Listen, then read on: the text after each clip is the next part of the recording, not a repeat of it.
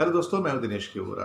News time में आपका स्वागत है। सुब्रमण्यम स्वामी, जी हाँ, काफ़ी कंट्रोवर्शियल रहते हैं, फाइनेंस के विज़ार्ड हैं, हार्वर्ड से पढ़े हुए हैं और काफ़ी अच्छे प्रोफेसर भी रहे हैं। साथ में इंडिया के फाइनेंशियल एडवाइज़र, और एक तरह से देखा जाए तो 1991 में जो था तभी मनमोहन सिंह को भी असिस्ट करते थे। बाद में कुछ मिनिस्ट्रीज़ में फाइनेंस मिनिस्टर भी रहे, स्टेट फाइनेंस मिनिस्टर रहे।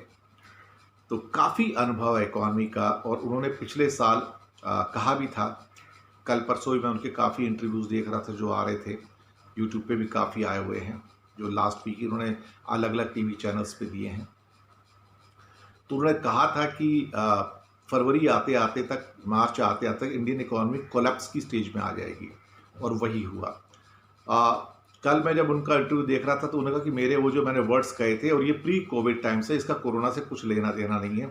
इंडिया की ग्रोथ गिर के 3.1% पे आ गई, और पूरी ईयरली ग्रोथ 4.2% पे आ गई। तो बोलता है हालात एक्चुअली इससे भी ज़्यादा ख़राब हैं, और ये जो फिगर्स हैं ये भी सही पिक्चर नहीं दे रहे हैं। अगर एग्रीकल्चर के अंदर एक अच्छा इंप्रूवमेंट नहीं आया होता था तो यही आपकी ग्रोथ माइनस में जा रही होती थी। अब उनका कहना यह है कि सरकार के जितने भी स्टेप हैं कामयाब नहीं होंगे। अगर सरकार ने बहुत जल्दी एक स्टिमुलस नंबर 2.0 नहीं दिया तो भूखे मरने की नौबत आ जाएगी। लेकिन उनका यह मानना है कि सरकार के अंदर इस टाइम जितने भी इकोनॉमिक एडवाइजर्स हैं, दे आर ऑल वर्थलेस। उनमें से इकोनॉमी की समझ किसी को नहीं है।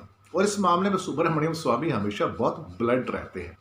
उन्होंने कहा किसी को समझ नहीं है, बड़ी बड़ी बातें करते हैं, उनको ग्राउंड रियलिटी ही नहीं पता है। और जब तक उनसे पूछा जाता है कि फाइनेंस मिनिस्टर निर्मला सीतारमण, तो उसको टाल देते हैं। वो ये कह के कि उसको तो कुछ पता ही नहीं देखा है, तो अब उसको ऊपर से जो ऑर्डर मिलते हैं वो करती रहती हैं।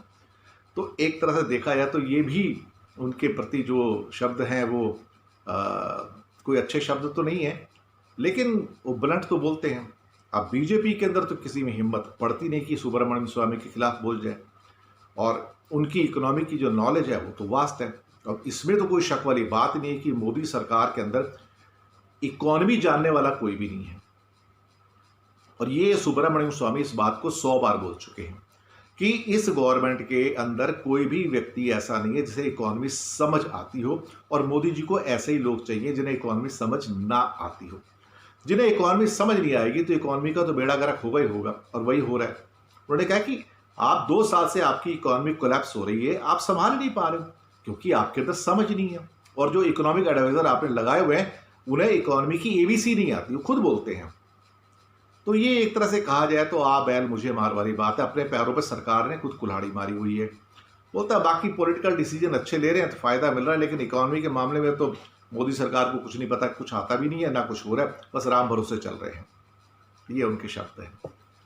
Subramanian Swamy, the blunt man of BJP, who is not afraid to speak anything against his own government, क्योंकि जो वो बोलते हैं वो सच बोलते हैं, और किसी में इतनी हिम्मत नहीं है, इंक्लूडिंग प्राइम मिनिस्टर या फाइनेंस मिनिस्टर या होम मिनिस्टर, जो सुब्रमण्यम स्वामी के कमेंट्स को कट कर दें या उस पर कमेंट करें। क्योंकि कभी भी बीजेपी के किसी व्यक्ति से पूछा जाता है कि सुब्रमण्यम स्वामी ने ये कहा, तो वो वहाँ पे कन्नी काट के निकल जाते हैं, उसका जवाब नहीं देते। वो लोग उसको साइड ट्रैक कर देते हैं, नहीं नहीं मुझे उस पर कुछ नहीं कहना, उनके इंडिविजुअल विचार हैं, I don't want to comment.